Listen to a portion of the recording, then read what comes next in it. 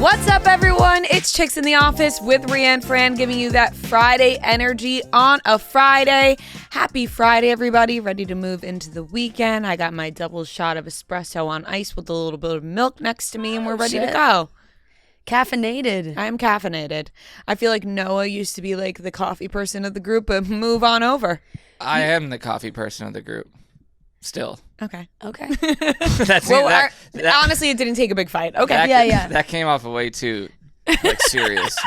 I am the coffee person of the group. Okay. But I will say, I drink a venti every day. I do think you really are drinking coffee every day now. It appears. I am. It's so bad. It's so bad. I wish this didn't happen to me. When did it start, though? Like, it's only been... It's been about 2 months, I'd say. Yeah, I was going to say, around there. It's more like the act of it is enticing, like, waking up, making your coffee. Right. You know what I mean? Right. It's like something popping the pod and then something espresso to do machine. right when you wake up. You're like, oh, I got my coffee. I'm getting ready. You know, it's like the whole act of it. Yeah. And then that turned into, oh no, if I don't make a coffee when I'm at home, then I'm at work going, oh, I need a coffee. Right. You know, like things just kind of spiraled out of control. But it's one of those things that I'll probably be drinking it and then one day I'll stop and then I'll stop for months and then pick it back up again. Yeah. It's just like a roller coaster with me and coffee, you know? Yeah, that's fair. Yeah. That's fair. I will say I haven't gotten into doing it at home. There's something really nice. Yeah. No, you never do it at home. I don't like warm coffee really. So coffee? that warm coffee. No one really likes. I don't like lukewarm coffee. Yeah. You don't like Not a big fan of warm nice coffee. I don't like hot coffee. I mean, I'll drink it if it's like the only option that I need and I want coffee, but I drink cold brew. Like when I went to school in Syracuse, it was negative 30 degrees. I'd still be like ordering a cold brew. So like, wow. There's something so nostalgic to me about the hot cup of coffee brewing in your home. You know, It's a great smell. it's just like I feel like it's very It's a good like, noise. like European. You know, like it could be, but it's just also coffee, very cigarettes. yeah. Well, If you're making a European little or Long single, Island trash, right? If you you're know, like making a little single espresso. Yeah, there's there's a line, there's a feel like- thin yeah. line there. Yeah. Not still. I was in a kick for a while, but then I've kind of You lost phased it. out of it too. But I have noticed you have come in like every day with a I know. coffee. I'm hoping that it stops soon. But why? Like, I don't want to be dependent. Yeah, but the problem is that you will like it's good for then your metabolism. Then I'm caffeine, around- you do Apparently. get like where you need it. Yeah, I'm just around so many people that like if they don't have coffee, they get a headache, and I don't want to end up in that position. I didn't realize how important caffeine was for that. Like For headaches, yeah. For headaches, like in terms of stopping it, but then if you get too addicted, Yeah, if then you don't have you it. need it. Yeah. What happens if you don't have your giant cold brew in the morning? I don't really think much happens. Like on the weekend, sometimes I'll be lazy and not go get a coffee, and I don't really notice anything. It's kind of just to like, I don't really eat during the day, so it's just kind of in place of that. Something to do. Something to do. Noah's very healthy eating schedule. Yes, very, very healthy. Yeah. Very healthy. No, I mean, I'm sure I've said this story before, but the caffeine withdrawal Yeah. in high school, that when my kidneys were infected and I went to the hospital. That was from the soda, though. Yeah, they were like, you got to stop drinking so much soda. Yeah. Because they were like, and my parents, like, she drinks a lot of soda. And I did. I really drank so much soda in high school. And they were like, you got to chill on the soda. And so when I left the hospital, I didn't drink soda for like 2 weeks. And I kept getting these awful headaches. And my mom was like, I'm going to give you a little bit of soda. And if this headache goes away, this means you're having like a caffeine withdrawal. Yeah. And as soon as she gave me that soda, boom, the headache was gone. And I was like, oh my God. Yeah. I mean, that's what everyone's saying these days for migraines, right? Online, they're like, go get a Diet Coke and a McDonald's fries. This is like, we found this out over the weekend, or at least I found this out, that Sprite. I don't know if you were there. We're the ones who said it. Ria's the one that said it. Oh, yeah. you said it?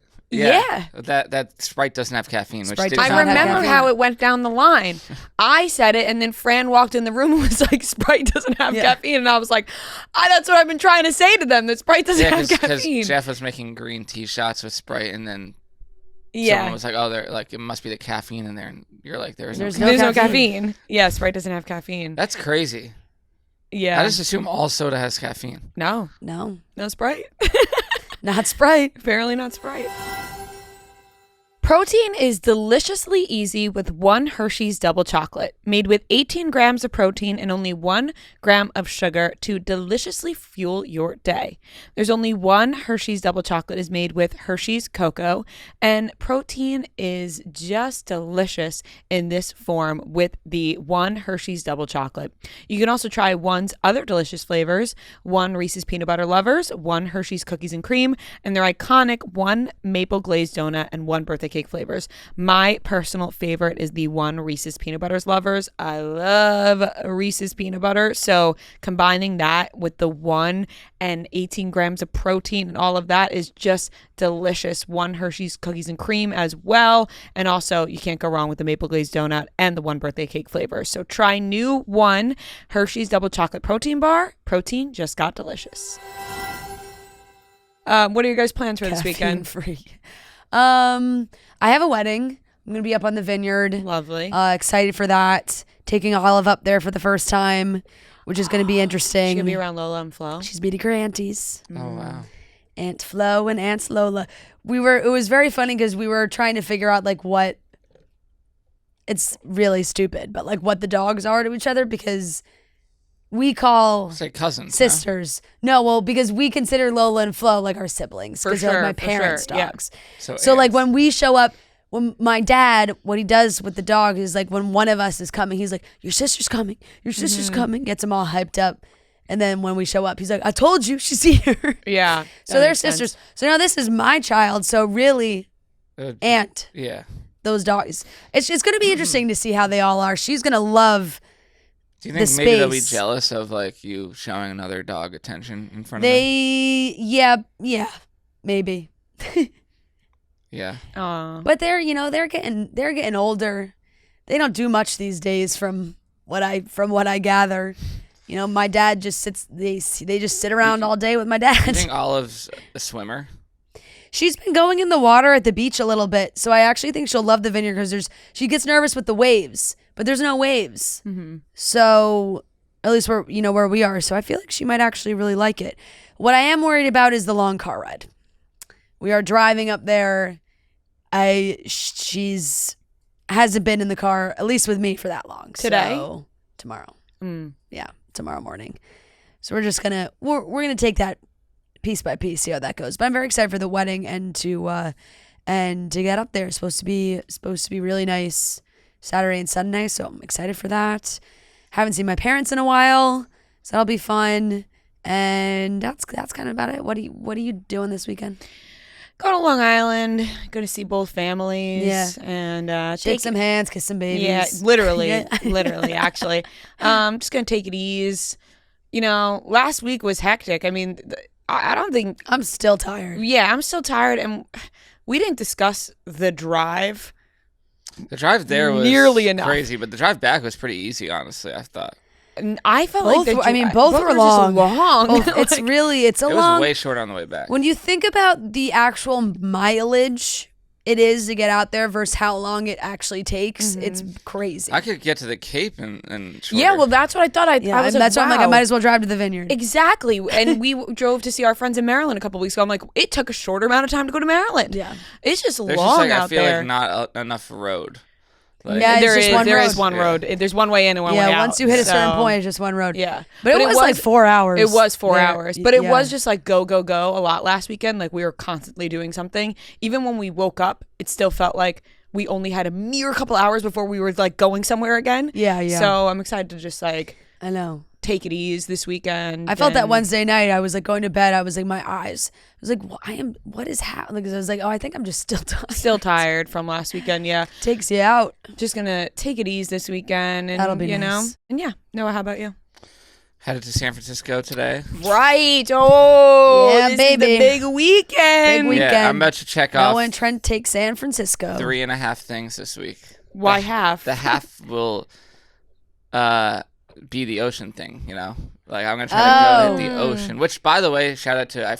someone reached out saying you should do that. I would have gone to San Francisco and never gone in the water. Like, it never crossed my mind. Like, Yeah. To be honest, I I was didn't like, I even got to think find a like new country to do yeah, I it. didn't even think like beach. Same. Well, But you do yeah. have to go to a new country, but Yeah, I do. I was saying to Noah before you walked in that I'm so upset that I didn't put something about London or suggest something about London on that list, because then it would have given an excuse for all of us to go to London. And I'm like, God. Record a podcast in London. Like, can we, literally, like, can we just take one thing off and add record a podcast in London just so we can go? Right. You know, like, that's the one season I haven't been. Let's take off the dance class. Go to a new country. No, me and Noah have our dance class scheduled. Noah put it on the calendar. I did. I got the email. I was like, oh, they must have scheduled it. Thursday, August 28th. Me and you pop, locking, and dropping it. Yeah. You better get those the twerking pants ready. They're providing it apparently.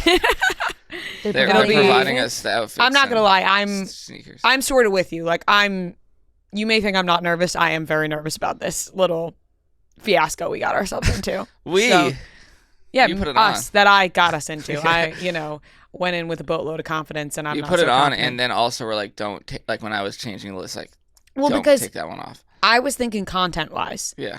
It's gonna be amazing. I'm all about the content, and I think that this will be a video that will last a lifetime for us. It'll be so funny, and also I just think Ria too. Like no matter what, you're gonna be dancing next to Noah, so like you're gonna look. I'm gonna look good. Well, great. I'm kidding. So you like think. Who knows? Like, oh my god! Imagine what You if, saw me at the wedding. What if we just realized that he's like a dance superstar, Like Channing Tatum. Yeah. Here's the thing. I think that like maybe Do you think you have it in you? I think I have it in me deep down, but I think this shell that I have of like I don't like maybe just stage fright. I don't know what it is. Like maybe that. Maybe might this will dancing break will set you through. free. Yeah, I was gonna say maybe this will open up a whole new space But like for you. I like kind of let loose when we go out and stuff. Like, For sure. But in front of cameras and like everyone's gonna see You this. are always vibing with the music. You're always like, you got your dance moves, you're vibing.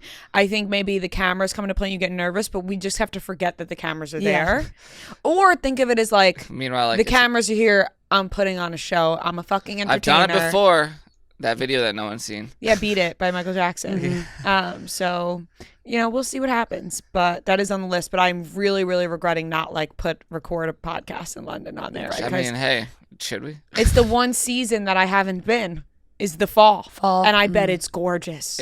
Oh my God. I bet it's like crisp and gorge. So yeah, that sounds something amazing. I mean, think hey, about. we could take something off. Swap it out. Let's ask the listeners if they would allow us to do that. Yeah. My God, when will we find the time? One weekend Just for a day. for Day Noah's trip. birthday weekend. Yeah. That can be the final thing. Yeah. True. But we won't force that upon you. We'll see what the listeners have to say. I would love to go. Yeah. Drink a Guinness at a pub in London. Do you have a plan for the new country? Well, we have something kind of in the works. I kind of don't want to say. Yeah, don't. country, But I'm saying if that doesn't happen. If that doesn't happen, then no. Like Okay. I'll have to plan B somewhere like closer. But yeah, some country, the tourism board for some country reached out to me, very far away country. Yeah, And, very. We'll see if that actually happens. Yeah. It would be very cool, but We'll see. We're It'd waiting. be quite the trip. It would be quite the trip. and continue to harass Joey. Everyone. I mean, out the there. content that would come from that trip would be insane. Yeah. So we'll see what happens. We shall see. Yeah, what do you make sure? I've seen people say like I've been harassing him. Like. Oh, good. But I don't want to. I actually don't want to like annoy him too much. If he really doesn't want to do it, because he's playing hard to get. Well, then why don't we just take the bungee jumping off the list and we can just go to London? We could, but also I do feel like that one is like so cemented. Like Yeah, it is. he put it on the list. Like the guy who I created think the a lot 30 of- before 30. I'm Right. gonna take it off. I think everyone would be pretty disappointed if that was one that got taken Listen, off. I don't want to do that, but I very much like want to keep it on the list. Like Yeah. part of me wants to complete the original list. Yeah. Like I just agree. to feel accomplished. No, I think that's fair. The list is not really meant to be adjusted so many times. Yeah, For sure. Especially with this deep. You know what I mean? Right. We're hitting August. Yeah. And I've done. Yeah, like 6 imagine if things. like a month before Joey's, he just like switched something. Oh, we people would have crushed him. People were mad even that he like didn't run like a real half marathon. Us. Yeah, us. But like that's People- probably gonna be me with us. the 10K, to be honest. Yeah. But that's what I'm saying. Like we would have been in an uproar. Yeah, would have been we like, would you have. changed the fucking I would have list. been like, are you fucking kidding me, Joe? Yeah. You changed the list? More publicist though. Yeah. You know what I mean? You change the list, more people are like, And you can't add to the list either, like, cause that's like you can't No. have 31 on. no, you No, can't. no, You no. absolutely can't. No. So. All right, well, we'll see what happens. Let's get into the rest of the show. We got some topics to talk about. We are going to be talking about the Kenny and JaNa breakup. More has come out about this breakup. The Summer I Turned Pretty, episode 4 was Wednesday, so we're going to talk about that. If you haven't listened, skip ahead. I mean, if you haven't watched, skip ahead, but hopefully you have watched. We're just dying to talk about it. We honestly. are, Can't we wait are. until Monday. Justin Trudeau was at Katy Perry's concert, so we're still following along with this maybe relationship. On this journey. We have trivia, and we also have a fantastic interview with the one and only Kenny Ortega. If you listen to this show religiously, then you know how much this interview really, really means to us. So we're super excited that Kenny joined us, and we can't wait for you guys to hear the interview. So let's get into the topics. They don't make it easy to buy concert tickets these days. You got to sign up for the pre-sale, get in the queue, and by the time you get through, the best seats are gone. Going to a concert should be about the show itself, not waiting in a virtual line. Lucky for us, we have Game Time, the official ticketing partner of Barstool Sports. Game Time makes getting tickets faster and easier. Prices on the app actually go down the closer it gets to showtime. Plus, the Game Time Picks feature makes it even easier to find great deals on the seats you want. Just pull up your chosen event and turn on the GT Pick setting at the top of the screen, or browse the best local Game Time Picks deals near you on your Game Time app homepage. I have been looking at those tickets. August is here, guys. There's some great shows around New York that I got my eye on. Jonas Brothers, Lady Gaga, so many fun events that you can go check out on Game Time. So what are you waiting for? It is time to buy those tickets now at Game Time Picks. Take the guesswork out of buying tickets with Game Time. Download the Game Time app, create an account, and use code CHICKS for $20 off your first purchase. Terms apply. Again, create an account and redeem code CHICKS for $20 off. Download the Game Time app today. What time is it? Game time. The JaNa and Kenny breakup has taken over all of social media because people want to know what happened. Now, listen, Serena did put up a story, which I do agree with, where she was like, this isn't a show. This is people's real lives, and it might be tea to us, but like this is actually somebody's feelings. So I do want to say that although everyone's interested in what happened, I feel horrible for JaNa. Yeah. Like, especially with more and more that comes out, I feel so bad for JaNa. But let's take it from the top so we can go through everything that transpired. We hear about the breakup. Rumors are swirling. We talked about this on Monday. Potentially, maybe people thought that he cheated and she found out and all these things at David Dobrik's birthday. JaNa clears this up and posts on her story. And she writes, "Hi, my loves. Thank you for all your love and support. It means the world to me. As you know, Kenny and I are no longer together. Please know that I've seen all the breakup theories and none have matched up to how terrible, disgusting, and disappointing it truly is. Discovering that someone you loved isn't who you thought they were and that the relationship you thought you were building hasn't been genuine since day one has been truly devastating. Thank you for respecting my privacy, and please know as a child of God, I will always be okay." So this hits and we're like, what the fuck? You're like, wow. Did Kenny do? It, like, the way she described it, you're like, oh shit, we weren't even like, we thought what we were coming up with was bad, but Right. It's not even close. Right. And she was like, this is disgusting. So everyone's like, well, we want to know what happened. Yeah. You know, like, what the fuck did this guy do? And as soon as JaNa put that statement on, unfollowed Kenny.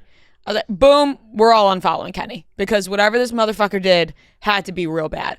So then Kenny puts on his story, "The past few days have been incredibly difficult. I've been quietly sitting with a lot of emotions and doing my best to process everything privately. Breakups are never easy, especially in the public eye. Sometimes, despite how deeply you care for someone, you come to the hard truth that the relationship was not something that could last long term. I'll always be grateful for the time we shared and the memories we created. I release this chapter with no ill will, only a hope that JaNa's path forward brings her nothing but happiness." PR fucking story. Bullshit. Of course. Yeah. JaNa, is not having any of this. No. She posts on her story, shut the fuck up, you manipulative liar. You not taking accountability and telling people the type of person you really are is insane to me. My first statement was me being nice. Do not piss me off. Then Leah jumps in. She comments on Kenny's video with Miguel and writes, delete my man off your page, you clout demon. Clout demon. Now that is an insult if I've ever seen one. Yeah. I was like, wow, that's a good one. Then Leah posts on her story, put a sock in it, chat GPT head ass, tell the truth for once. Racist, clout, money hungry, and a scammer since day one. Trying to make it seem like it's something it's not. Don't worry, Arnay is blessed and highly favored. So from Leah's story, we're all gathering here what may have transpired. Yeah. She called him racist, clout, money hungry, scammer. Then things started progressing. Rumors, more people submitting things to gossip accounts, saying what happened. And Dumois then posted, and this was right after kind of Leah's story was posted, allegedly the tea on the breakup is that she found texts on Kenny's phone about his plan to stay with her for business clout, texts with friends calling her racist names, which aligns with both Leah and Serena's statements calling him a clout chaser and racist. Because Serena also commented on JaNa's like story writing a narcissist and a racist. Then it came out that apparently Kenny was texting his friends saying racist things about JaNa and then also saying that he was just with her for, you know, the fame and the money and whatever. This is truly the most despicable, disgusting, evil thing you can do. Like, disgraceful. It is truly. Actually, You're rotten to your core. Truly, you are so evil. Like, I feel so bad for JaNa because her entire reality, she has to be questioning, disorienting of all sorts.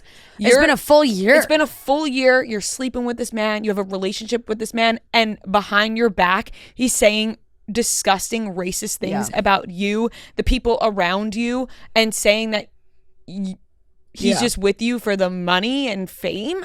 It's actually so evil and sociopathic. No, completely. Like, completely. This man's a sociopath. Completely. Psychopath. When you whichever it is, it's all of them. Yeah. Lying at that level is so crazy and so hard to wrap your mind around that somebody could live. Like, you're basically just living a double life because you're acting one way with this person, and then behind closed doors you're sending these messages saying, you know, allegedly these terrible things, which is like, by the way, clearly you are saying it all because the girls must have all seen it too, for them all to be saying that. So I just can't imagine. Oh God, my heart breaks for JaNa, truly, because that is just like the person who's supposed to be there for you, that you love, who's supposed to have your back always, is using that kind of language to talk about you is the most disgusting. It's so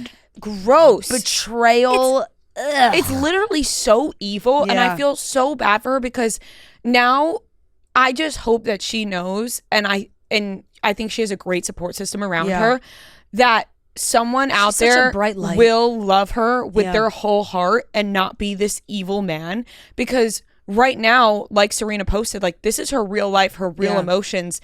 The way that she must be feeling, my heart breaks for her. Like, this is just so despicable on so many levels. And then JaNa's best friend had posted an Instagram story that ended up getting deleted, but people did screenshot it because she was like, I do not play about JaNa. And, you know, obviously people screenshotted it, so if she deleted it or not, it was up there. Lives on. And she wrote, my advice for women in relationships: if you have access, go through your man's phone today. Search keywords like, I don't like black women, I thought I would get more money from this, I'm faking this relationship, going on the show would be for clout, I can't wait to be done with this so I can fuck hella bitches. And then she wrote, you'll thank me later, PS never spare a man, dog them out, baby girl. No, it's actually so insane. What the fuck was his plan? Like, I mean, how long was he going to stay with her, and then like he was just going to break up with her? Like, what he thought that was going to work? It's just so disgusting on so many levels that I can't. No, he's just like a racist piece of shit. All it's right, noted. truly disgusting. Now we know that. And it's so weird and creepy and gross that this man could have fooled so many people. Like, what a dark human being. Like, it's obviously, you know, very disorienting for JaNa, who was in a relationship with this man for a year. Think about all her friends and her family and everybody being fooled by everybody this man. That's had to meet him and spend like time everyone with him. spend time with him, and you're just like, we were spending time around this guy. Yeah. It's so gross. I'm so like just disgusted. And watching Beyond the Villa, this man talk about how he misses his old job, and you know, he's not used to the influencer life, and like misses how like mentally stimulating his old job was. It's all fake as fuck. It's like, really? Because you saying you're staying with somebody for fame and money, whatever, but you're on the Beyond the Villa saying you missed your old job. Well, congrats, because I guess now you can go back to not influencing, not doing any of this, doing your old job, if they'll even take you after how disgusting your behavior is. Like, it's unfathomable. I can't even speak. But no, truly. No, it's such a when mind she fuck. said It's such it a was mind fuck. more for disgusting them. than anyone could ever imagine. Yeah. Like, she was right, Yeah. because this is so gross. Yeah, it's just has to be such a mind fuck too, because you're like you're intimate with this person. They know you like that, and then to potentially like like her friend said, to read a message of him texting someone like, I'm not attracted to black girls. Like, you're like, what? Like, it's just so heinous and terrible. And I mean, we keep saying it, but I just like, JaNa is just so much better than him. She always was too. Always. And then it was like, okay, she loves him, so like, okay, seems like it'll work. And then he just completely took advantage of her kindness, Truly, and her like selflessness in all areas. because JaNa is such a sweetheart, such a like a ray of sunshine, light. Like, anytime you watch anything of JaNa, I feel like she brings so much positivity to any room that she's in. She's so fucking stunning, like drop dead gorgeous. And I feel like now we're seeing clips of like Kenny would kind of try to bring her down. Like, I saw a clip last night that was like him calling out the fact that she was wearing a waist trainer, and then being like, oh, do you have armpit hair? Why are you calling her out like that? First of all, she looks fucking stunning. It's almost like trying to like bring her down in a way, because JaNa does have so much confidence, as she should. Yeah. So it's all just such gross, disgusting, evil, like evil behavior. And I'm really rooting for JaNa to find happiness in, you know, moving on from this, even though it's going to be hard, because oh my God, I cannot even imagine how she's feeling right now. I know, it's so crazy. Gosh, my heart breaks for her. My heart breaks for her, truly. And Kenny is a disgusting piece of shit. I hope she takes the time to heal. Like she said, she is surrounded by people who love her, and you know, we will support her in whatever she, you know, wants to do. And honestly, if she does or does not want to talk about it at some point, like, that's obviously her decision, and she can decide what she wants to do. I saw Leah repost like fan page on Instagram. It was a clip from their season of Love Island. They were playing a challenge, and they were doing, you know, who's most likely, all these things. It was like, who's here for the clout, like whatever. And it was Miguel, and he like picked Kenny as that one, and Leah reshared it on her story. It was like, these are these. Yeah, Miguel knew. I mean, it's just, I think that you're right. I think people were just excited for JaNa to find a man who seemingly really loved and appreciated her in that villa. Yeah. And it was a whole fucking it was lie. always like, oh, Kenny's so introverted. Maybe Kenny was introverted because he was hiding who he fucking was. Like, he wasn't introverted. He actually was just hiding an entirely different human behind all of this. People are like replaying that clip now when he was crying in the villa. Remember that? Yeah. And they're like, if this is all fake, that's actually like terrifying. Yeah. It is really scary. Really, really terrifying. And it's even like just the fact that it went this, it's been a full year plus. It's so insane. Since they since they met. I mean, if you count when they were in the villa, like a year plus. It's from when this, and about a year from when the season ended. It's like crazy. It's so Crazy. so It's insane. so long. So like you said, whether JaNa wants to share more or kind of keep her peace and her quiet, that's up to her. We'll support her decision no matter what. I think her best friend sharing that, like, JaNa probably gave her the go-ahead. Totally. Gave everybody the little glimpse that we all needed to be like, yeah, so that's the shit he was saying. Okay, wow. Right. And, Liv stepped in, Kaylor stepped in, everybody was stepping in, everyone's unfollowed him. Yep, everyone's supporting JaNa, which we love to see. Of course. You have to support JaNa in this situation, 1,000%. I like that Liv, like, reposted it. Like, she took his statement and put it back into ChatGPT, being like, did the ChatGPT write this? And it was like, yes. Yeah. It was literally just yes, period. Yes. It was the and I love that so Liv said, like, the most AI bullshit. head ass. It's just all around disgusting and despicable. And I'm rooting for JaNa right now. Because, wow. Moving on, the Summer I Turned Pretty episode, the 4th episode, Wednesday night.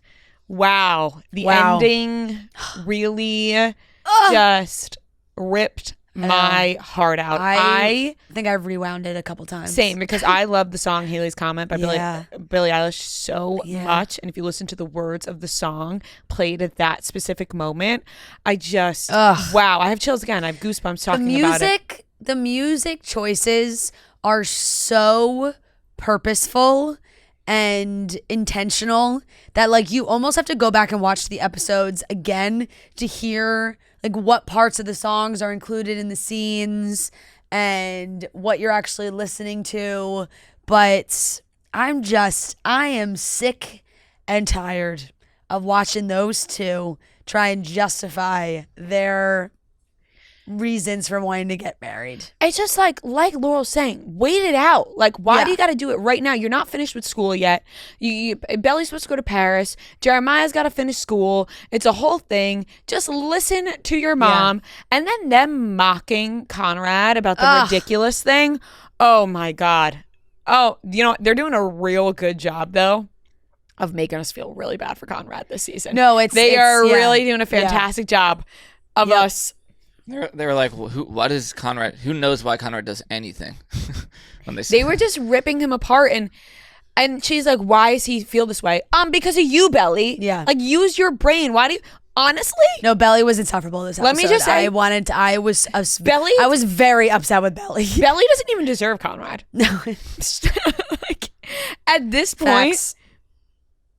At this point, no. I know. It's like she's in such, I feel like, denial or I feel about her feelings. I don't know. And you know what? Also, when you mentioned Paris, I couldn't believe he had the nerve when she was like, I'm not going to go to Paris. He was like, oh, good. I didn't want you to go anyway. How fucking dare you? She should go to Paris. He should be supporting Belly. If he was going to be a good husband, he would support you. She can't see that right now, though. And then there, I think people wonder, why so harshly against Team Jeremiah? Why so much Team Conrad? Because you can clearly tell that when Conrad's in the room, Belly's not over him. No. Why would you support her marrying someone else when she's not over somebody else? That's why we can't support it. Because she very clearly, that hug changed everything. That hug between Belly and Conrad is going to be the thing that flips this entire season on its ass. Yeah. Because we're going to get the next episode that's going to come is going to be Belly not wanting to get married to Jeremiah. She's going to be going through the motions of planning the wedding, and she's going to start questioning things. She's going to start bringing up, more concerns. My mom doesn't want me to get married, but it's all because of that hug and that moment with Conrad. It's all going to go back to that moment. Thank God we're going to switch to him getting some narration from him too. We'll get to flip it around a little bit. But I mean, I certainly felt bad for Belly that she was doing these things without her mom, the wedding dress shopping, all these things. But at the same time, it's like, I can't blame Laurel for putting her foot down. Like, she's like, I can't support this. And I was laughing because Gia was also going off about this too. She was like, Belly, it's your 21st birthday. Go to the club, rip some shots. Yeah. Like, get blackout drunk. What are you doing? You're wedding dress shopping on your 21st birthday? That's not where you're supposed to be. Yeah. You're supposed to be at the club, going home, peeing your pants because you can't remember the night because you were blacked out. Yeah. Like, Jeremiah in that moment was like insufferable because he's like the most delusional guy I've ever seen where he thinks that like he was going to convince her. Yeah, he's like, let come me here, just mom, talk. come Let me here. just talk to her. No, and then he says to Laurel, Laurel, you've always wanted me as a son-in-law. Ugh. That part, look at my face. I actually can't even believe he said those words. I know.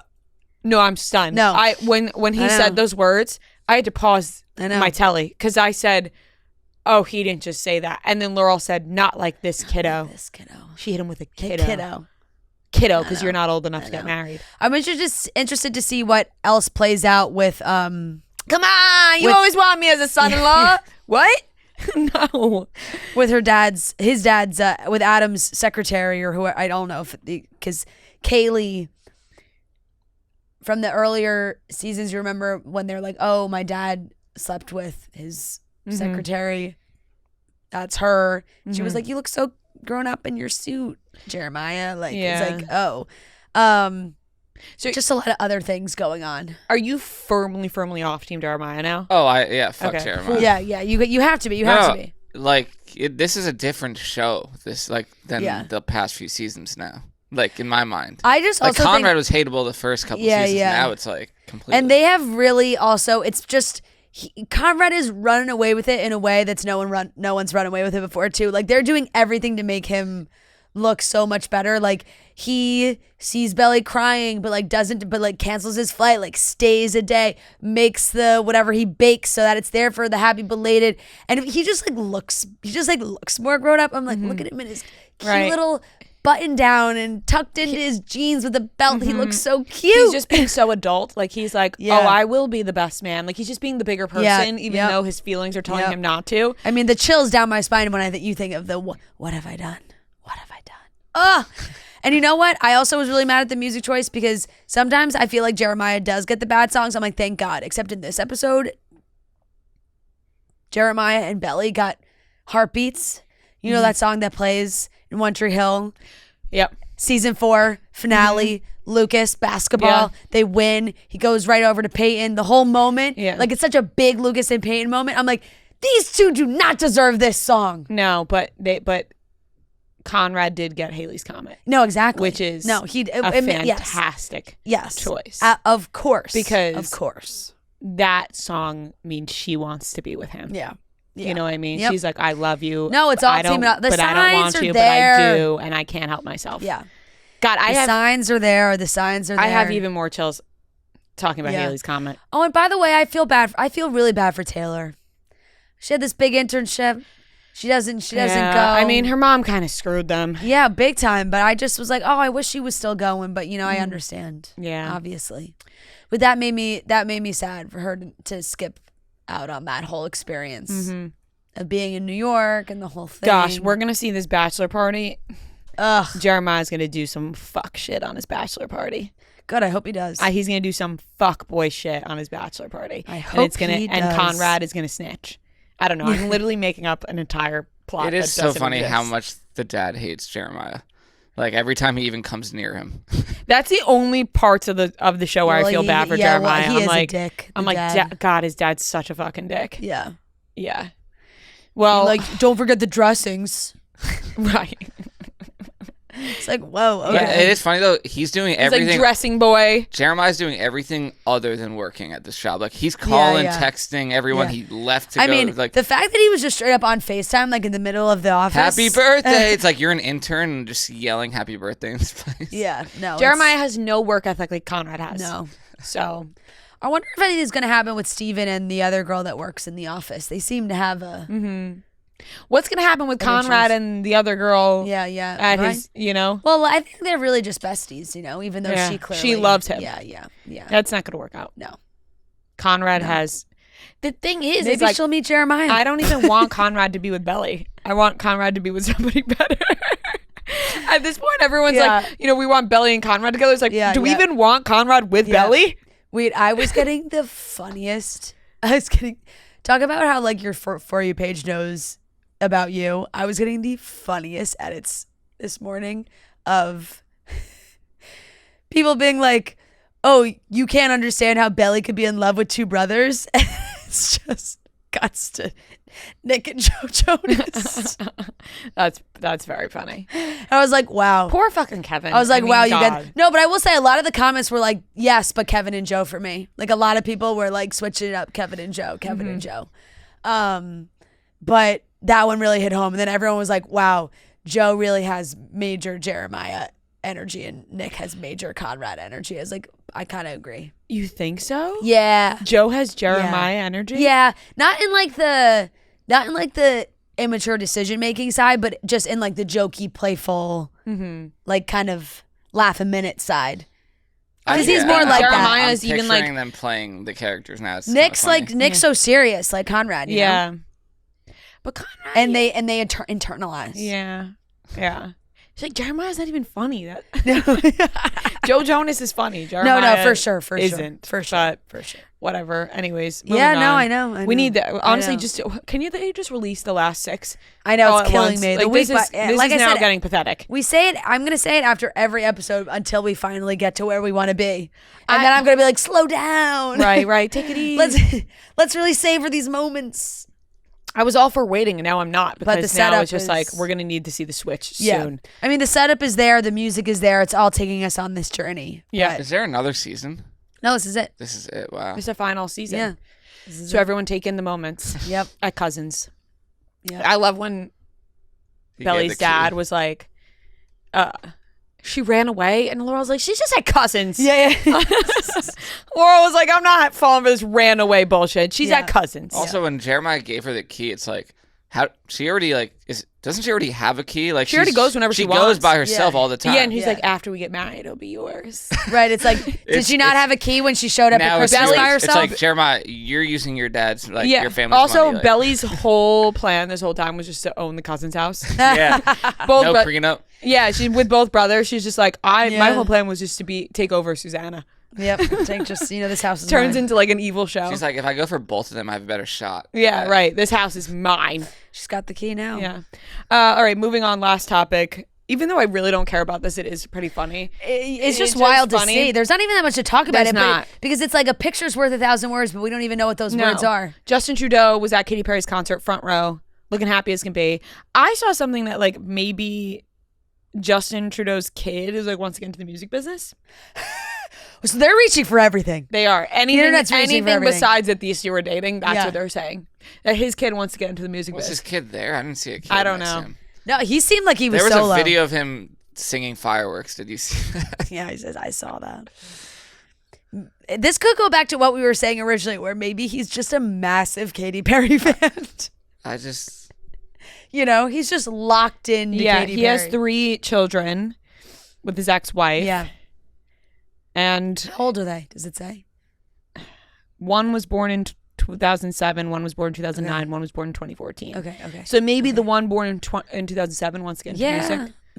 Maybe. imagine your dad, like who's a politician, just starts dating Katy Perry. Like, It's so funny. I don't know if So you're like that random. surprised. You know what I mean? Like you're just like I'd be proud. I mean, not he's surprised. kind of like a dorky guy. I saw my friend Liz reposted someone on her story, like she had posted about this, and someone replied to her being like, maybe Katy Perry's doing a deal with Canada. Like maybe she's got a PR yeah, deal true. with Maybe the Canada, board of Canada reached out to her. which made me giggle too. But yeah, I mean, the man looked happy as a clam to be in that front row and taking in Listen, the show. You hear firework, how are you not going to be happy? Yeah. I know people shit on Katy Perry, but You go to her hear a concert. couple of those You go to her songs. concert. It's hit after hit. it Really, is. You're going to be in a good mood. yeah. You're not going to be in a bad mood at a Katy Perry concert. So whatever's going on with these two. No, but we're having a little Canadian fling while she's there. Who knows what happens when she leaves Canada? But You're right. For right now, it's a Canadian fling. It is. Could be different when she comes back. Who knows? Yep. Who knows? Yep. But that was really those pictures were so funny. Yeah. All right. That wraps it wraps up the topics because I don't have much to add about the Justin Trudeau Katy Perry No. conversation. No. You know? No. But people are interested. It almost, the pictures almost look like a meme that someone would have photoshopped Justin Trudeau at a Katy Perry concert. That is true. You know? I did see people from Canada being like, we know him in Canada and that's not him. I don't know. What does that And some mean? people were just trying to say it wasn't Justin Trudeau at like- the restaurant with Katy Perry. Oh. But then I think once, you see him front row, No, I mean, that's Justin. my God, it was absolutely Does him. it not remind you kind of, maybe it's just because the Prime Minister thing, but of Notting Hill? Not Notting Hill. Love Actually. You're thinking of. Yeah, because they kind of yeah. look similar, no? I mean, that's a compliment to Justin. Right, but- you're saying he's got not Hugh Jackman, Grant. vibes. Yeah. I feel like a little bit. Perhaps, but I mean, granted, the prime in this No pun that intended. story, following. yeah, that story in Love Actually, he wasn't. It wasn't like with a massive pop star. No. Yeah. It was a much different kind of love story. You tried to get there, unfortunately. It was like somebody that worked on his staff. You know what it'd be like? It would be like if Hugh Grant in Love Actually was with Julia Roberts in Notting Hill together. Yes. Yes. You were just combining the two movies. Yeah. And now we're Yes. following. You got there. Yeah. You did get there. That's so true. You're right. New movie. You could It's write. not movie. bookshop keeper Hugh Grant. It's Yeah. Prime Minister. Yeah. Hugh Grant. Notting Yeah. Actually. Yeah. Yeah. Love Hill. Yeah. Love Hill kind of Yeah. sounds good. Love Hill. Yep. All right. That wraps up the topics. Ritual's Essential for Women 18 Plus multivitamin isn't exactly a salad in a pill, but it is formulated to help you fill key nutrient gaps that you might not be getting enough from your diet. I pop my Ritual multivitamin every single morning, easy, right when I wake up. I leave it next to my bed, take it in the morning, and then I'm good to go. Ritual conducted a university-led clinical trial for their Essential for Women 18 Plus multivitamin to assess its efficiency. The results, it increased vitamin D levels by 43% and omega-3 DHA levels by 41% in just 12 weeks. Their Essential for Women 18 Plus multi contains 9 key nutrients in 2 delayed release capsules designed for optimal absorption per day. So it's super easy. You could take these in the morning or take these at night, whatever you feel like doing. For me, it's easy to just wake up, roll over, have some water next to my bed, take the multivitamin, and I'm good to go. Ritual's Essential, third-party tested for heavy metals and clean label projects certified, so you know you can trust what you're putting into your body. Instead of striving for perfect health, aim for supporting foundational health. You can get 25% off your first month only at ritual.com/chicks. Start Ritual or add Essential for Women 18 Plus to your subscription today. That's ritual.com/chicks for 25% off.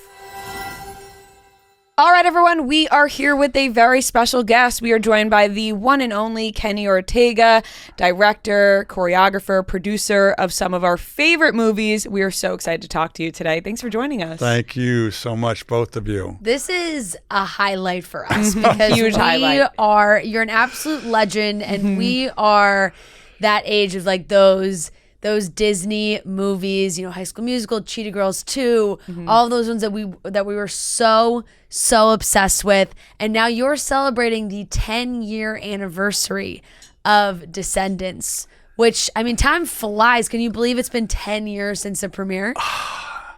No. No. I stay in touch with all the kids. They stay in touch with me, following their careers, run into them every once in a while in person. I've been working with the Cameron Boyce Foundation now for all of these years, and it just my grandmother used to say, time flies when you're having a good time. Yeah, And you learn that. That is you very, do. very true. It's super exciting. The Descendants has such a loyal fan base. People are obsessed. How are you celebrating this 10-year anniversary? Honestly, just to remember Cameron and what he meant to all of us, to Sophia, to Dove, to Boo Boo, to Mitchell, to everyone behind the camera, in front of the camera. He was so beloved. When he walked into a room, it was like the light got brighter. He was our muse. And so, standing behind the goals of the Cameron Boyce Foundation, keeping Cameron's living legacy, moving forward to find a cure for epilepsy and all those other wonderful things that the foundation, gets behind and supports. I love watching the clips that you have been posting on Instagram of, rehearsal time and all these moments where we especially get to see him shine in some of those moments that we haven't seen. How's it been watching those memories back? Just reminding me, a gentle reminder. He was just the most generous, aspirational young man. He just was hungry to learn and to participate and serve.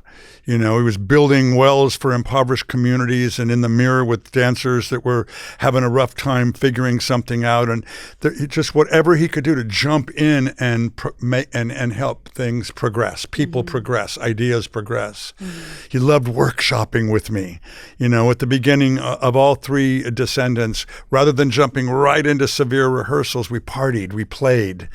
And he loved that part of creation. A real special human being. Yeah. It's so beautiful to see that you guys are still finding ways to honor him, and especially with this 10-year anniversary. How are there ways that, people who are big fans can help the Cameron Boyce Foundation? So much, Ria. Thank you for asking that question. The foundation, accepts funding, and it really is. It's serving the science and medical research for, trying to end SUDEP, which is the sudden unexpected death due to this horrible disease, and then also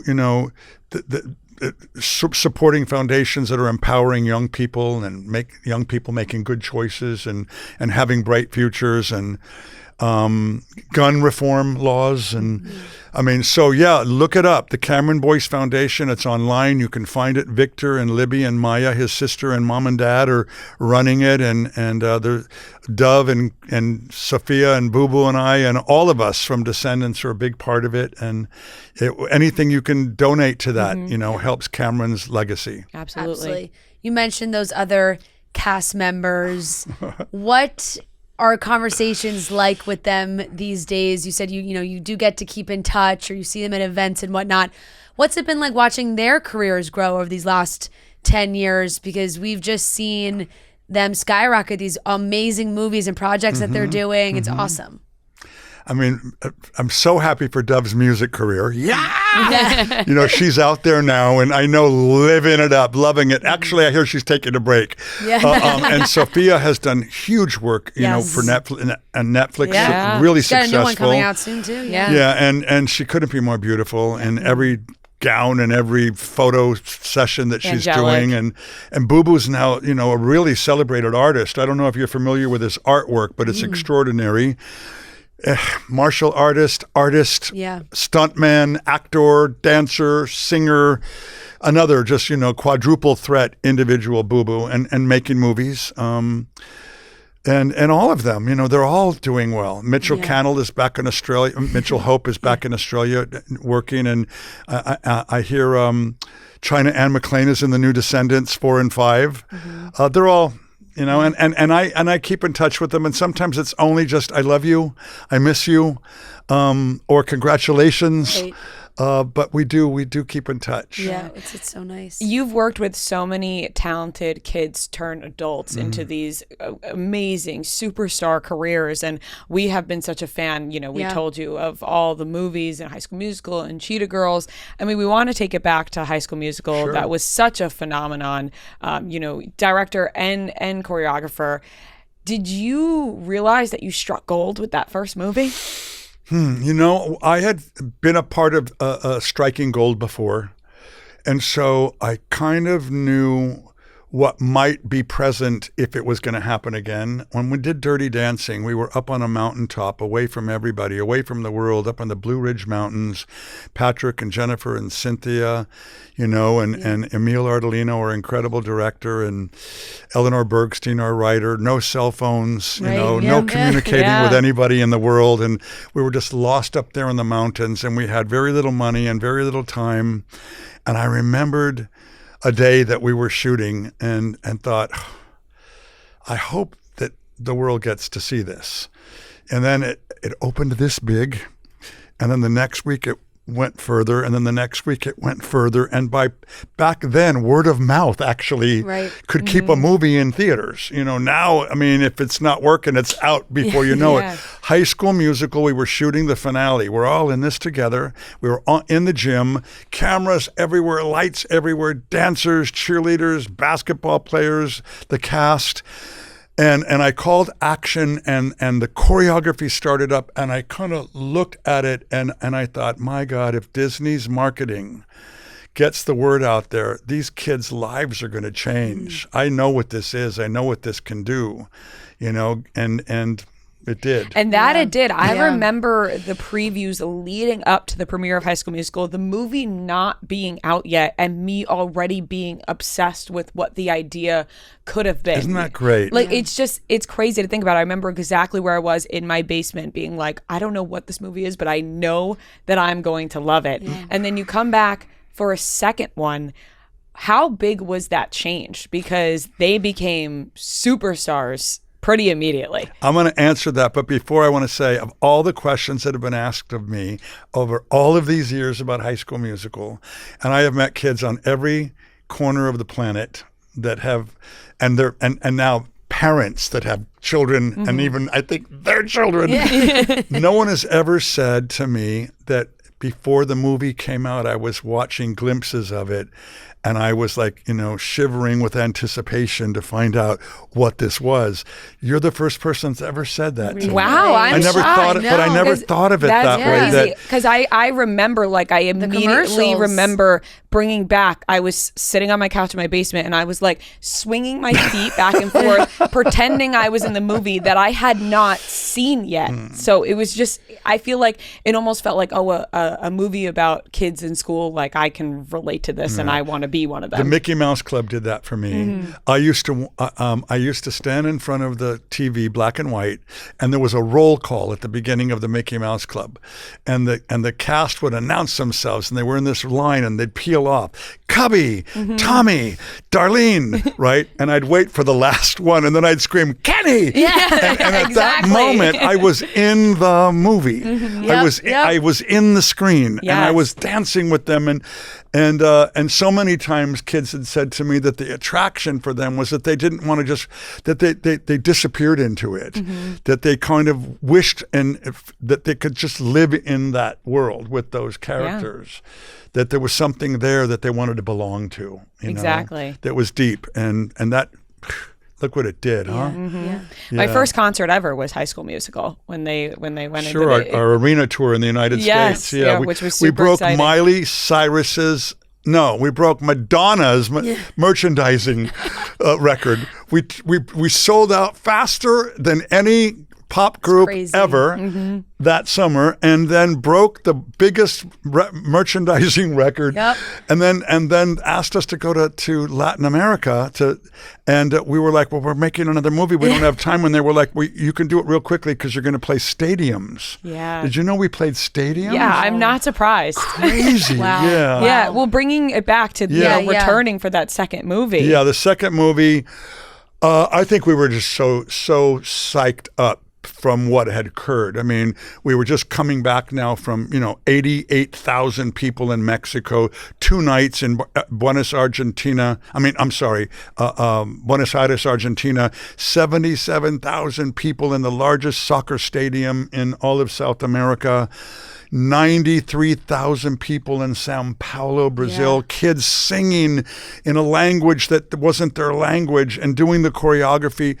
We knew something had happened. And I think that we were just so happy to be back together again and believing in the good humor and fun of what 2 was. Yes. And just, I think, felt solid and that we kind of knew how to do this. Yeah. And not just do it again, just have some fun. And the big thing is I think that what makes High School Musical work and Descendants work and Cheetah Girls work was that I always hired actors that were partners and always let them know that I was looking forward to them bringing something to the party every day. Ashley Tisdale was the champion. Colorful imaginations, kids that came in and didn't totally depend on me to guide and steer and direct them. Right. And that had ideas about their characters and about their relationships. And I think by involving their voices and their ideas, they more surrendered themselves, into the characters, because it was part of what they were bringing to it. And I think there's something there that lives under the magic of the dialogue and the singing and the dancing that helps these movies work. Definitely. And it's them. It's them. It really was. And I remember exactly where I was too, seeing the third one in theaters, because every year I was in middle school for each movie. So it was like 6, 7, 8. And when I was graduating 8th grade, I went to go see High School Musical 3 with my best friends, and we were all going to different high schools, obviously as a lesser level, but we're sobbing at the end of the movie. We're like, oh my God, they're all graduating. They're going off in different places. We're all graduating. It was such a, like, it really is so ingrained in our core memory of these moments growing up.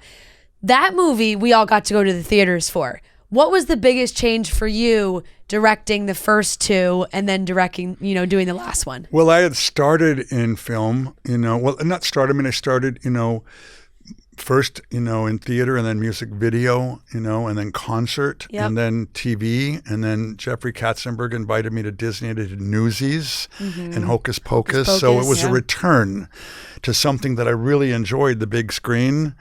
And what was amazing too was there were some critics out there that just liked clobbering us, and they would literally compare High School Musical 1 to Singing in the Rain. Right. And I'm like, Gene had the entire breadth of my rehearsals and film schedule to work on one number that was for the golden years of Hollywood, where everything was put into building these gigantic, fantastic musicals. So when High School Musical opened on the big screen, it broke all records. It was the highest grossing musical in film history to open.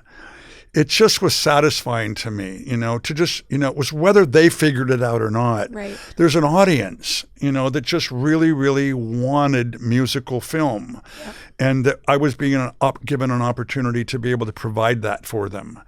And it wasn't maybe the sophistication of the Hollywood films of our past, but it was enough to excite and awaken young people to a medium that they hadn't had before. Yep, absolutely.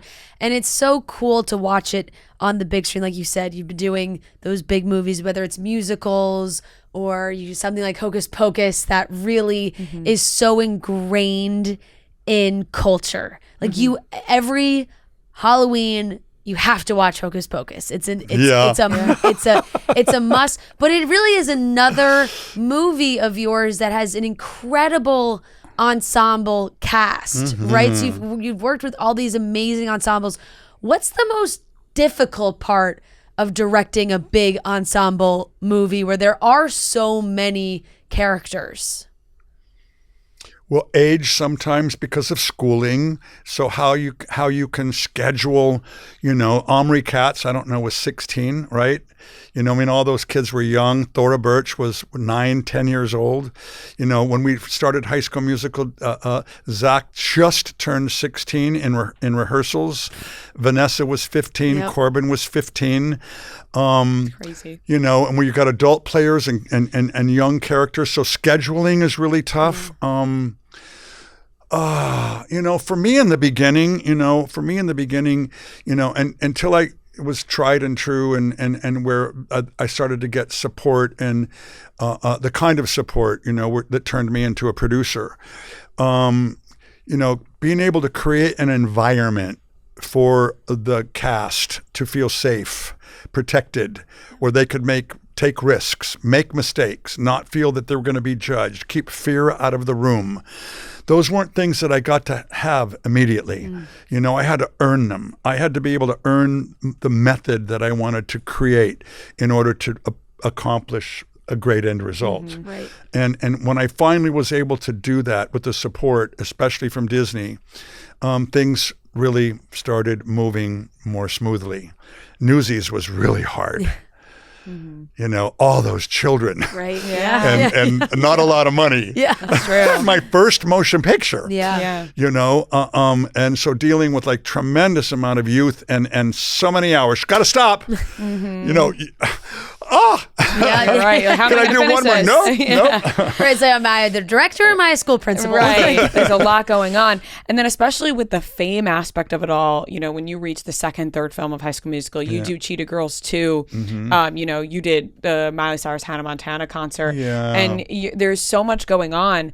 How were you able to keep these actors kind of, on lock, like on your set? Because the fame was so out of hand at one point. I have to say, well, they stayed as long as we needed to, and happily, and engaged with one another and supportive of one another and not in competition with one another. And they knew that the only one to be in competition with was oneself, and that I could create an environment for them that enabled them to play and be kids and to have fun and to use their voices. So it was like summer camp. More like a safe space for them. 'Cause Yeah, when it they was were a out fun on the place street, to be. And for some of them that had worked before, this was a unique experience. They'd never been in a situation where the director said, "What do you think? Let's try it." Or can I do one more? Yep, let's go. One more. That was my relationship with them.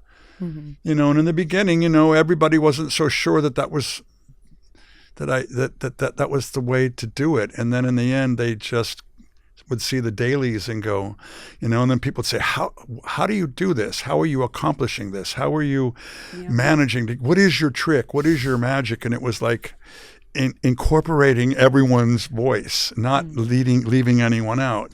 No one's more important than anyone else. Creating a safe place, making it fun, making it joyful, so that you open your eyes and no matter how tired you are and exhausted you are, that it's worth getting up and going at it again because there's reason to be there. That's it. And I learned that from the great experiences that I had from the time I was young working as an actor and then as a choreographer working with like great directors like John Hughes and Francis Ford Coppola and Gene Kelly and Michael Jackson was the biggest inspiration for me in terms of creating an environment where everybody felt safe and where fear was not in the room. You've worked with such a range. You mentioned Dirty Dancing in the beginning. Then you go High School Musical, all the Disney, and then Michael Jackson. What was you said creating a space like that, but what was the biggest thing that you learned from working with Michael Jackson?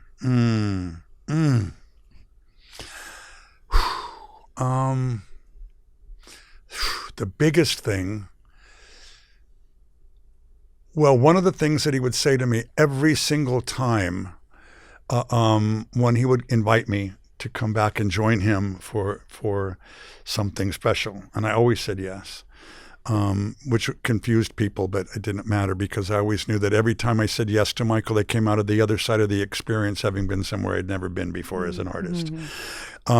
He would always start by saying, "Kenny, we can't let fear into the room. Fear only gets into the way of creativity. We can't let fear into the room." And he was aware of it. He watched for it. He was more of a watchdog than I was, and there would be times sometimes where we'd be in the midst of rehearsal and he'd go, "Kenny," and he'd be on stage and I'd go, "Coming." I'd go running across an arena or a stadium, wherever we were, and I'd cut backstage and up onto the stage, and he'd put his microphone down and he'd say, "Who's that standing at the back of the arena?" Or "Who's that in the vomitorium way back there?" And Michael just didn't want creativity to be interrupted by bean counters. He didn't want the money people in the room going, "You can't do that. We can't afford that. We can't." And at the end of the day, we had to balance a budget. He didn't really like to do that very much. but he was a creative genius. And he just didn't want anything in the space when creation was very aware of the surroundings at all times. As a choreographer, what is the most validating thing you see from these fans? Because I'd imagine, you're directing, everybody talks about the movies, loves it, but these are your moves that kids practice in the mirror. They learn. They want to master. We're watching the dance-alongs and and trying to do them all. Like, what was the most fulfilling thing as a choreographer with these young fans? Yeah. Well, first of all, I have to credit all of my associates because as a producer and director and choreographer, you need a team. Yeah. You know, and I'm a very big part of the choreography on everything that I do, as everyone will tell you. But I have had incredible partners in Chucky Claypow and Bonnie Story for all the High School Musicals. And then Paul Becker, Tony Testa, and Jamal Sims for Descendants 1, 2, and 3. Chucky also did Cheetah Girls 2 with me. Amazing. Paul Becker did Julie and the Phantoms with me. So, you know, I have this posse and working with Travis Payne and Michael Jackson, you know, Travis is one of the brilliant, he was a Michael Jackson dancer and then Michael Jackson choreographer. Just associations with extraordinary talent and a great playfulness, that it's just an honor to see the choreography emulated and repeated and coming back at you. Have you had fans? Have you had fans come up to you and be like, Stop "Let me show you. Let me show you that we're all in this together. Yeah, we could do this." I was in Times Square a couple of years ago, and I heard screaming, and I turned around and I got like scared. You know, like high-pitched screaming, and I thought maybe something had happened.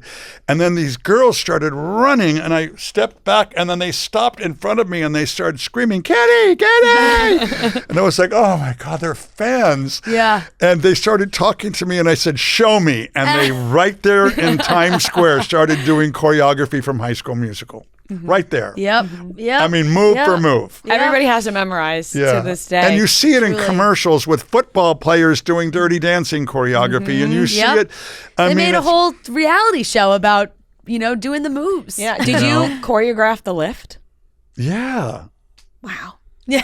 Yeah. Iconic. Yes. Yeah. That is incredible. And I feel like a common theme that you've mentioned in this interview is that it's a lot of working with the talent, you know, so much playing around. Like if somebody says, "Hey, what about this move? Are you open to that as well?" Like, you know, let's change it up for the ensemble. Absolutely. And especially working with like Michael Jackson, I'm sure had a lot of his own as I was well. supervising choreographer, you know. In other words, Michael loved for me to say, "I don't know if we need to go do that right now." He didn't call on me that much to come up with choreography. I did. I staged mostly staging. But throughout my whole career as a choreographer, you know, in the beginning, even in the beginning, I'd always have strong assistants. And never, I mean, Dirty Dancing, Miranda Garrison and Doriana Sanchez, and I remember all of them. And I was going to say that it is about collaboration, and not just in choreography, but in everything, in the music, developing the music ideas for all of the movies, you know, going in and working with the producers in producing it, working with the writers on all the scripts, from Hocus Pocus and Newsies to, you know, having the gift of being able to be involved in a world where everyone's open-minded. And where you can say, what if we did that instead? Or somebody else said, "Kenny, have you thought about this?" That I really think is what champions a great end result. Yeah. Yeah. What is your biggest piece of advice that you can give to these young kids that watch your movies? They loved High School Music. They loved Descendants. They said, "I want to be like those people. I want to star in these movies. I want to sing, dance, act, do the whole thing." What's your biggest tip to those young kids? Okay. Well, I just did an interview for Inside Dance Magazine, and in the interview for Inside Dance Magazine, I call on all educators and dance teachers across America, and I say, please don't let somebody stand outside your doors that doesn't have enough money to come in and take a dance class. Please open your doors and make room for whomever needs to be in the mirror. Give the mirror. You know, give the mirror, you know, away. And so I would just say, on the other side of that to the kids, education, you know, that don't just turn on, you know, TikTok and think that that's going to turn you into a dancer or a singer. You know, get education, you know, study. And if you can't afford it, knock on doors and ask. You know, and you may find someone like I did. My mom and dad could not afford to put me in dance school. I got a scholarship from the time I was 6 years old until I was 13 in a dance studio in Northern California. When I was 6 years old, I ran out into the middle of a dance floor that was all girls dancing in this dance studio. And my mom went to grab me, and the teacher said, "Leave him alone, leave him alone." And my mom stood back, and at the end of that class, my mom apologized, and she said, "You don't have to apologize. Let him study with me. I would love he can come and study with me." And my mom said, "We just came to watch. We can't afford that." And she said, "You'll never have to pay a dime with your son in my class." And so I guess I call on the teachers out there in the world, educators out there in the world, to keep your eyes open. One quick story. Yeah. I went to a master class once to watch one of my friends teach, and it was in Hollywood, in North Hollywood, and it was a packed class of dancers. And after the class ended, it was a fantastic class. These doors opened up, and there was a parking lot outside. And so I went outside to catch my breath, just to get some fresh air. And I saw one of the kids that was in the class outside with a group of boys in the parking lot, teaching them what he had learned inside. So I watched, and then I walked over and I said, "What's going on over here?" And he said, "I'm just teaching my posse the choreography that I just learned in there." And he said, we take turns because we can only afford to have one person go. So that's it. It's just find a way to educate yourself. And I think there are a lot of teachers out there that will do that for people. I know there are. I went to acting classes as a kid, and I remember at the time I was going for a while paying, but then my dad had lost his job for a little bit. It was during that time, 2009, I think. And my parents told my teacher, "Hey, we can't afford this right now," whatever. My teacher was like, "That's fine. Keep coming. You're here for a reason. I open my door to people, and that's completely fine." So I think you're right. There are people out there who just have that passion to teach people and want them to be successful like you do. I'm doing it. I'm doing it on the side, I'm on the board of counselors for the USC Kaufman School of Dance, the first 4-year college at USC in 40 years. Wow. And it's a 4-year college for dance. And I'm there mentoring, supporting, interacting with the staff and students. And we have to. It's amazing. Yeah, that's amazing. There are so many amazing teachers out there. There's so many special teachers out there. They are everything. The innovation of dance and music and theater in the future is all about the teaching. And what the teachers instill in their pupils. Exactly. And kids are coming now out of high school with more talent. And have you ever watched the Jimmy Awards? Every year they have these awards in New York City, which is a big high school musical awards. Oh, no. And they have kids from all across the United States that win contests in their regions come to Broadway for a week. Oh, There's over 100 of them. Talk about this. Yeah. And the talent that's on the stage, Jimmy Needlander organization, the talent of high school kids, and I mean, some of them are 15, 16 years old, are ready for Broadway tomorrow. Yeah. I mean, and that's educators. That's education. The talent really is endless, and I feel like now, even with the internet, we see more and more of it just everywhere. And I mean, you have worked with, seriously, some of the most talented people that we have ever seen, and we are so thankful for all the work that you've done. And it really was such an honor to talk to you. And I feel like what a pleasure to be in your room. I've watched you, so it's just so and followed you, and it's so cool to be in the room with you. Thank you. We feel the same way. Seriously, so excited to have you. Quickly before we do go, we have to just clarify one thing, because when we did talk about High School Musical on the show, a big question that was sent to us was, and we were like, I don't think we know the answer to this. What was the Spring Musicale actually about? I want to know what you think. I don't know what we even came up with. Because we were talking about it, and we were like, that was just the audition. That wasn't even the actual play. Because people were like, how is Sharpay and Ryan's songs, would they be sung by the same character, like the same people that they were auditioning for? There's just different songs. Were they just auditioning with those songs? What was the Spring Musicale? Well, I think that Sharpay and Ryan had the idea that they were going to develop the Spring Musicale. Right. And so they didn't sing one of the songs from the Spring Musicale. They came with their own material. Right. True. They took creative liberty on that. The Spring Musicale is the friends we made along the way. Exactly. And Lucas Graybeal, by the way, and Ashley Tisdale, talk about creative partners and bringing something to the party every day. Wow. Yeah. Working with them was a jubilee. Yeah. Yeah, It was a jubilee. I love it. So it's really, can we say it's up for interpretation? Sure. Yeah. Whatever you want the spring musicale to be. All we know that's is what that it is. is that Kelsey was taking over the music. Yes. Yeah. Once yeah. it mattered. But Kenny, thank you so Thank you, much. Really, what a Thank pleasure you to be so in your much. space. So Thank happy to have you here. And, July 31st is the official date of the 10th anniversary of Descendants. And there's a tour out there right now that the Descendants are in. Yep. Music with Descendants and Zombies. And Zombies, yeah, which is going to be in New York City, what's going to be all over the country. Yes. Which I can't wait to see. I haven't seen Yes. it, but I've been catching glimpses. And Five's coming out. Descendants 5 Yep. next Yep. year. It's So amazing. Amazing. And It everyone is. can obviously watch Disney Plus when the anniversary comes around and make Yes. sure you're watching. yeah. All right. Thank you. Thank you so much, Thank Kenny. you so much, Kenny. Thanks, ladies. You guys have heard us talk about Rowback before. They just keep coming out with these amazing products, new products. The quality is so incredible. They just came out with their demi dress, sporty, flirty. It's made with this buttery performance fabric that just hugs you in all the right places. Plus, it has connected shorts underneath, so they are able to be pulled down. It's bathroom trip approved, no awkward situations, which is honestly so nice when you're in like an athletic wear dress that you don't have to like completely get naked when you're going to the bathroom. And the Steffi Active Skort, high rise, comfy. You will be running all your errands in this bad boy. You'll be exercising in this Skort, whatever you need to do. It's perfect for pickleball, the gym, whatever activity you're looking to do, maybe just walking around town. This isn't just a cute collection.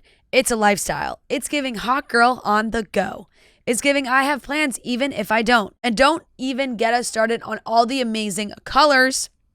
We love them. If you haven't checked them out yet, this is the time to go do it. You need Rowback in your rotation ASAP. Use the code CHICKS on rowback.com for a generous 20% off your first order through the end of this week. That's spelled RHOBACK.com. All right, ladies and gentlemen, welcome back to another game of Beat Ria and Fran. This is game number 183, and we are joined by Olivia and Ava, fellow Long Islanders. Happy to have you on. So this is going to be a competitive game. Thank you for having us. Love it. Yeah, you are right about that. Everybody, there's good competitive nature. Be fun. Okay, so it's 15 questions. If you get the question right, you get the point. If you get it wrong, the other team can steal the point. Whoever has the most points at the end wins. To determine who goes first, Noah's going to give us a movie. We're going to guess the Rotten Tomatoes critic score of that movie. Whoever is closest will go first. We will all get our own individual guess and alternate between teams for guesses. So, Noah, what is today's movie? Today's movie is Like Mike. You ever see that? Yeah. Great movie. Yep. Yeah. Is that Bow Wow. Yep. Bow Wow, yeah. Classic. And the kid from Jerry Maguire, the little kid. Yeah, yep. Okay, so one of you guys guess first. Okay. Have you seen it? I've never No. seen it. Okay. I'm gonna go 76. Ria. I'm going to go 42. Okay. I'm gonna go right in the middle. I'm gonna go 59. 31. 59's the closest. 57. Ooh, all right. very, very close. Right there in the middle. You know who also was in that movie? Jesse Plemons. He was the bully. Oh, he's sneaky like in so many He is. things. Okay, question number 1 to Ava and Olivia. Shout out Paige from Richmond, Kentucky. What is the name of the single Maroon 5 released in 2018 featuring Cardi B? Oh my god. Baby. Let me not. No, like Lovers Do. Is she featured on that? Trying to do it. I think like go with Lovers that. Do, and then I think she has like a rap verse on that. Like Lovers Do. Final answer. Incorrect. It's her answer. I have no idea. No clue. I It's a did- Maroon 5 song with Cardi Yes, B. and I'm drawing a complete blank on what it is. It's not Payphone, is it? No, that came No. out long before Way earlier. 2018, right? Yeah, no, yeah. I can't think of. 10 Or maybe seconds. just say payphone. I don't need Payphone. phone. Final answer. No, that's Wiz Khalifa. Oh. Girls Like You.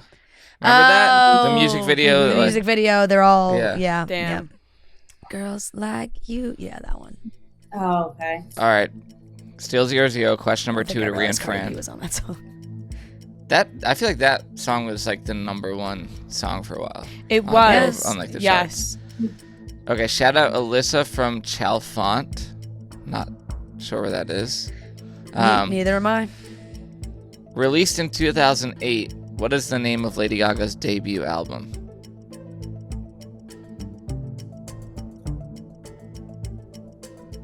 I'm looking at you. Stop. Don't. Fuck. Debut album. Is that the one with pop in it? Why? Why is this happening right now? 15 seconds. Her first one. Monsters. Five No. seconds. No. Love Game? But that's not the name of the album. All right, time is up. Oh my God. Love Game. Incorrect. I'm actually. To Ava and Olivia. Is it Fame or The Fame? Something, Fame or The Fame? Fame sounds more familiar than the Fame. to me. Fame. This is all you. And I was just on a Lady Gaga kick. Oh my gosh. Seconds. I'm gonna go Fame. Final answer. The Fame. It is The Fame, and I'm so mad at myself because I was thinking nobody's gonna follow my thought process here, but I was seeing AIM. You know Oh what I my mean? God. Like Love Game. Like I'm seeing AIM. Yeah. I know yeah. Love Game is in the album, but I was seeing AIM. You know what I mean? Like I No, just didn't we know. were just talking about Fame. I don't want to talk about it. I'm actually going to be disgusted with myself the rest of this game. Yep. So we can continue on. I'm disgusted with this. But wow, no, this is. Whew, it's going to take me a little bit to come back from that. Okay, moving on. Okay, question number 3 to Ava and Olivia. Still 0-0. Shout out Anna from Philly. She says, "Go Birds." Who is the only American Idol contestant to end up winning an Oscar?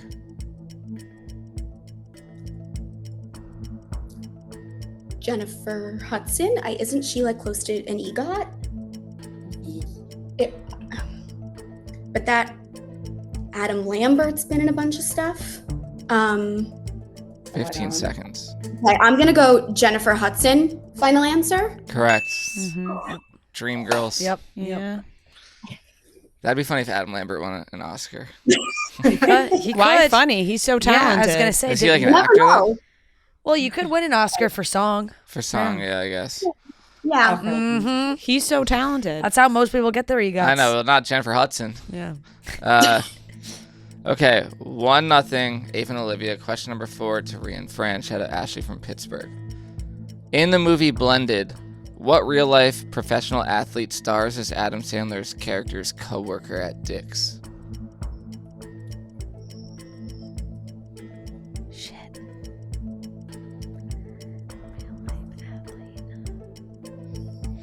Is it like Eli Manning or Peyton Manning? Ooh, that's a good guess. Probably Peyton Manning. 15 seconds. Right, it would probably be Peyton if that was. Fuck. I can't remember. Me either. 5 seconds. Oh no. Time is up. Yeah, we'll go Peyton Peyton Manning. Manning. Incorrect to Ava and Olivia. Okay, I've never seen this movie. Oh, I've seen it a I long know. time ago. Oh that an sounded athlete. like it should be it too. Yeah. Um, God. Right, Peyton Manning sounded like a good answer. Yeah, It I thought that did. was it. I mean, we could guess the other Manning. I know, I was or gonna we say could go Eli a different Manning. sport. um, Okay, an athlete in the 10 grocery store? seconds. A why do I want to golfer? say like Messi? Okay, guess Messi. Lionel Messi? Yeah. Okay, Lionel Messi. Final answer. That would be amazing. No, that would be hilarious. It's Shaq. Ugh. All right, now we'll see it. We should have known that too. Yeah, come on. Come on. Okay. If we just went down the list of all the athletes that make appearances though Yeah. in TV shows and commercials and Yeah, stuff, like with Shaq. yeah, we would have got I there. feel like he's in But a lot Peyton of. Manning's also in a lot of things. I feel like Shaq's in a lot of Adam Sandler Yeah. stuff too. All right, 1-0 still. Ava and Olivia's questions to them. Shout out Tate from North Dakota. Name this year. Mila Kunis and Macaulay Culkin break up. The movie Bridesmaids is in theaters. Hannah Montana airs its series finale. God. My first thought. What was your I wanna first say, thought? Like 2011. Okay, my first thought was 2010, but that would mean I Hannah also feel like Montana that's so ended. early. That feels early, so that makes me want to go like 2012. 2011? No. Not 2011. 10 seconds. 2012. 2013. I know. I almost want to say like 2013, 2012. 2012? Yeah, 2012. Final answer. Incorrect. I think it's 20. I'm between 10 and I'm 11. between 10 and 9. But, Oh, okay. So then let's go 10. 10 was my gut. Like, first thought, I thought 2010. all right, let's go 2010. Incorrect. 2011. Oh, Fuck. shoot. When? Yeah. Damn. This is a tough Right one. there, This right is there. really just a Hey, tough we're one. right there. Yeah. Fuck. Okay, still 1-0. Ava and Olivia. This is to Ria and Fran. Shout out JaNa from New Orleans. What year did these songs come out? Hot in Here by Nelly. Complicated by Ava Olivia. Soak Up the Sun by Sheryl Crow. This is early. 2001. 01? Hot in Here. Was it that early? I don't know. What was the second one? Is Complicated, Ava Olivia. That one is throwing me off. Same. Because I feel like it would 15 have been a little seconds. later for Yeah. her. So should we go 2003? I like 2003. All right. 2003. Incorrect. To Ava and Olivia. 2002. I was gonna say 2002, maybe, 2002? or 2001. I feel good about 2002. I think 2002. Okay, let's go with 2002. Or it could be 2001. Oh my goodness. I don't know what to do. Okay. 2002. Okay. 2002. Final answer. Correct. Oh, Oh, nice. Tough. if we just Tough. went in between Yeah. our thoughts. All right, 2-0. Ava and Olivia. Question number 7 to them. Shout out Tate from North Dakota again. In Friends, Phoebe gets a job as a telemarketer. What office supplies is she selling? Pretty sure it's printer. A printer. Printers. Go Go with your gut. ink. I knew we'd get a friends question, and I knew this would. I know, I'd get okay. stuck. I knew this would happen. All right, trust your gut. And I'm gonna get it wrong. Okay, I want to say, actually, ink and toner. Final answer. Correct. Wow. Nice. That was a quick Hold that one. jump from printer to ink Yeah, and and toner. she said, you know what? I'm throwing know what? I'm throwing toner Yeah. in there too. Shit, we're going to go with the very specific. Yeah, very specific. I had to get it. Okay, Oh, wow. 3-0. Ava and Olivia. Question number 8 to Ria and Fran. Shout out Carly from Doylestown, Pennsylvania. Go Birds. Ryan Merriman starred in the Disney Channel original movies Smart House and Luck of the Irish. What ABC Family drama series did he also have a role in?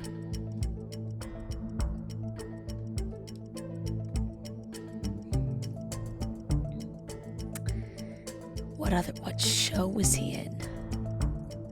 ABC Family. Was he on American Teenager? Secret Life? No. Was he on Kyle XY? 15 seconds. I have no idea. Was he on? I really don't know. Kyle XY is a good guess. Yeah. But he would be older at But that would be point. way older, no? All right, ABC Family. time is up. We'll go Secret Life of the American Teenager. Incorrect. Ava and Olivia. I feel like it's like sneaky and be like him, like older, like ABC. Pretty Little Liars. Was that ABC? No. No, it wasn't. No. I have no idea. 15 seconds. This Is Us on ABC? Oh, I don't know. I think so. Maybe I didn't watch it. I only watched like an episode. Should we go? I don't know. You have to give a guess. Okay. This Is Us. Final answer. Incorrect. It is Pretty Little Liars. Oh my Pretty god. Little Liars was ABC Family. ABC Family. Oh my god! I'm so sorry. I'm so sorry. We're really doubting He ourselves played- today. His character's name was Ian Thomas. Oh my god! I don't I'm know if that so rings a bell. sorry. Yeah. So he was older. Yeah. Yep. Oh, no. Yep. Well, I knew he would be sneaky older. Yeah. Still holding on to that acting. You know what I mean? Yeah. Okay, 3-0 still. Ava and Olivia, and this is question number 9 to them. Shout out Jordan from Kansas City. What is Margot Robbie's character's first name in The Wolf of Wall Street? Oh my God, I should know this. I hear his voice like saying her name, but I don't. And the scene of them in the bar and them meeting. Completely Right? blank. I have no idea. 10 Oh my God, seconds. I don't know. What's a guess? What would be like a name to describe her? I don't know. I don't know. Quick, what does she look Time like? is up. Time is up. Yeah, we're Like you don't Kate, know. final answer. Incorrect. Naomi. Finally. Correct. Yes. Nice. I knew you We had to get I one. knew you had that one. Yeah. Wolf of Wall Street Duchess of questions. Bay Ridge. Yeah. All right, 3-1, Ava and Olivia. Question number 10 to Ria and Fran. I'm going to play a movie clip. You tell me what movie it's from. Who's he? I'm Ben Stone. He's my boyfriend. I've never met him before. Well, he's a new boyfriend. But a boyfriend. So he came over for breakfast because he's your new boyfriend? Yeah, he came from his house, drove over to our house because he thought it would be fun to have breakfast with us, so he drove his car from his house to our house.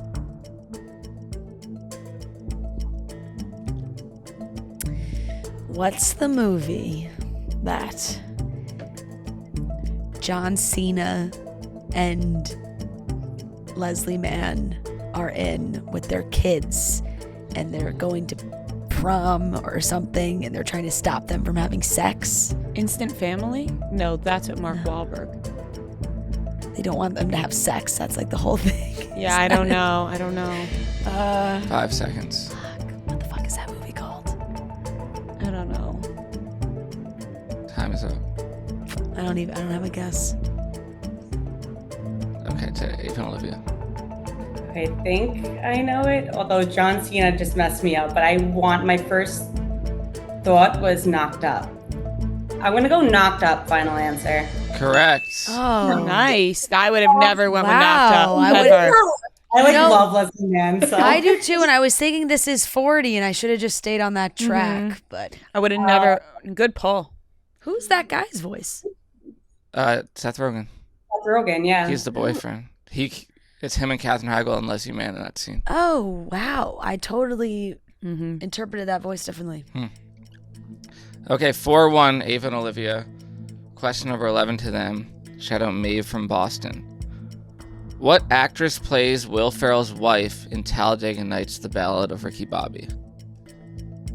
I've never seen this Oh, movie. I'm so bad at names. Can you She's describe her blonde. and maybe I'll? She's blonde, Okay. like I would put her like next to Margot Robbie. Like a Kate Hudson? Or It wasn't Kate Hudson. Oh, God. now I'm blanking. I don't know her name. Like I Okay. definitely don't know it. 10 I've never seconds. seen a blonde actress that's on the Margot Robbie train. Yeah. I don't know. Should we just go Kate Hudson? Yeah. Okay, Kate Hudson, final answer. Incorrect. Leslie Bibb. Final answer. Final answer. Correct. Nice. I didn't really ever put that together, by the way, until this question. Like, Mm-hmm. I don't know why, like, when I saw her on White Lotus, it never, like, clicked to me that she was... Same person. Okay, 4-2, Ava and Olivia. Question number 12 to Ria and Fran. Shout out Libby from Indianapolis. Jenny Han Yep. wrote... Which one? Jenny Han. Jenny Han wrote the book series that the TV show The Summer I Turned Pretty is based on. What other popular book series turned franchise did she also write?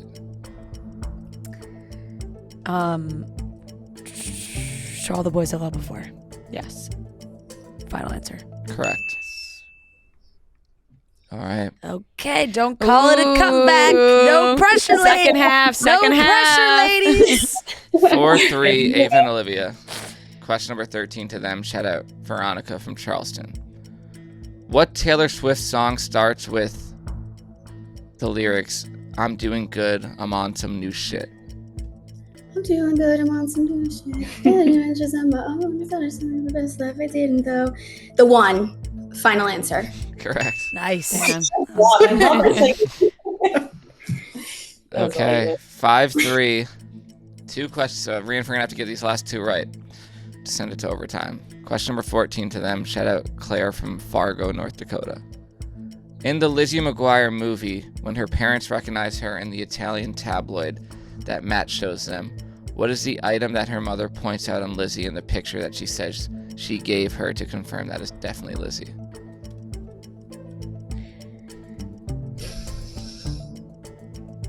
I feel like it was like jewelry. Like a necklace or a Necklace bracelet. or like bracelet. I think earrings. Should we go bracelet? Bracelets feels right. 15 seconds. Or necklace. I'm torn between bracelet and necklace. Same. Let's go necklace. No? I feel like bracelet's easier to hide. Like I feel like maybe bracelet. Okay. Time's up. Bracelet. Final answer. Incorrect. If it's never. I thought it was a bracelet. So I definitely think it's jewelry, Yeah. right? I want to say earrings now. Yeah. I don't know. Earrings or a necklace? I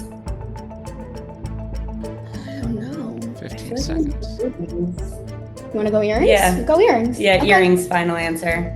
Incorrect. Is it cell phone? No, it's a necklace with a charm on it. Oh. Shit.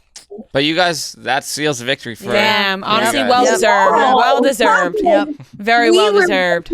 That was. Oh my god. Well deserved victory there. Yeah, we'll do the last question. Yeah. Yeah. Okay, final question. Shout out Paige from Richmond, Kentucky. This is to Ava Olivia. In Shania Twain's song That Don't Impress Me Much, she mentions 3 types of men that don't impress her, where she says, so you're blank. Name 2 of these. I don't know. All right. What are bad male qualities? You're selfish. Sure. You're Immature, I feel like would be okay. one. Well, Selfish and immature. sure. Selfish and immature. Final answer. Incorrect. Okay. I think they would be qualities that people would consider good, So but you're- she's not impressed by them. So you're. I can't Rich. hear it. Rich and charming. So funny. Yeah. So you're. Yeah. I don't know. I forget. I can't Yeah. even think of the. Like I just keep hearing. See, that don't impress me much. You picked 5 two. seconds. I don't know.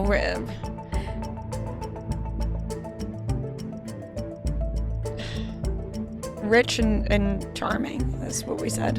Incorrect. It's Brad Pitt is one. Oh, I forgot Oh. it's naming people. Guy with a car. Guy with a car. Yeah. A rocket scientist.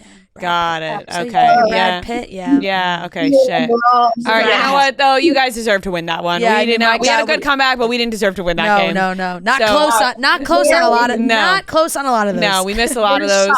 But congratulations to you guys. You guys get shirts that say you beat us. And thank you guys for coming to our New York shows. We really appreciate the support. Yes. Thank you guys so much. Thank you guys. Thank Thank you guys so much. So nice to meet you. So nice meeting you guys.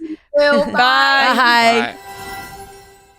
All right, that wraps up today's episode of Chicks in the Office. Thank you so much for watching and listening. We love you guys so very much. Thanks for watching the best show on earth. We hope you have an amazing weekend. We'll talk to you on Monday. Yeah, Chicks in the Office. Long-time listener, first-time caller. Look at the charts, who does it the best? 2 chicks getting paid in reality checks. You can find them at the gym, it's not even